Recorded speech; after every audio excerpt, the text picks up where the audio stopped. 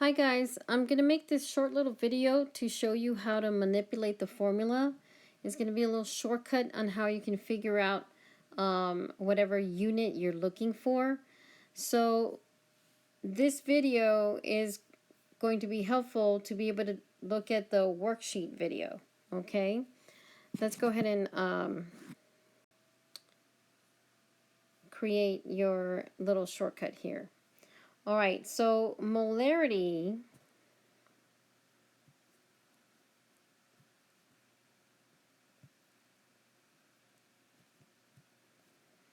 is your actual concentration of anything, and that's going to be your moles. Whoops, my little stylus is kind of hiccuping there. Divided by liters. Okay, now you're going to have some examples on this on the other video, okay? But let me show you a little shortcut to that. And you can use this triangle shortcut for your quiz or test later, all right? So your moles will be on top. The big M is your molarity, and your liters is your volume. All right. So now, if I'm looking for something, when you look on your worksheet, it's going to tell you whether you're looking for molarity, moles, or liters. So write this triangle down on your formula sheet or somewhere where you can have it handy.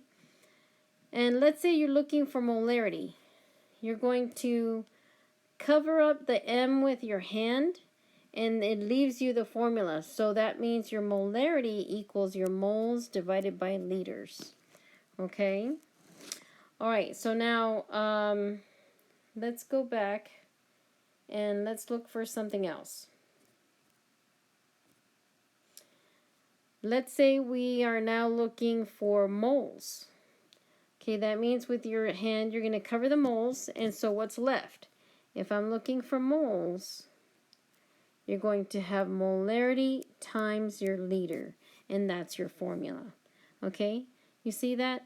So same thing if you're looking for, let's say, your liters, you're going to cover up the L, and let's put moles right here. Let's put that back. I'm having trouble with the stylus. Okay, so if you're looking for liters, you would cover up the liters, and your formula then would be the moles divided by molarity. Now you have to match the unit with the number. Now for moles, you'll say moles. For liters, you'll say liters.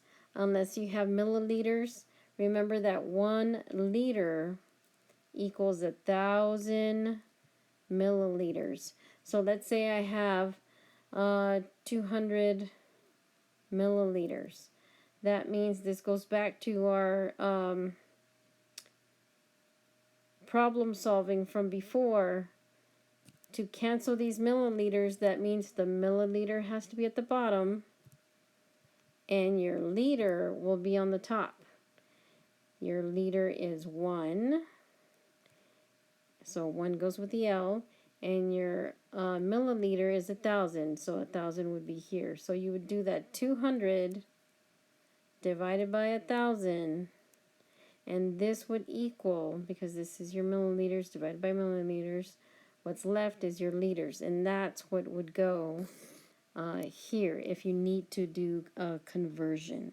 Okay, all right, go ahead and watch the other video, and that's going to go along with your worksheet, and you're going to be able to do it together. Okay, so it's just a practice sheet for your worksheet tomorrow.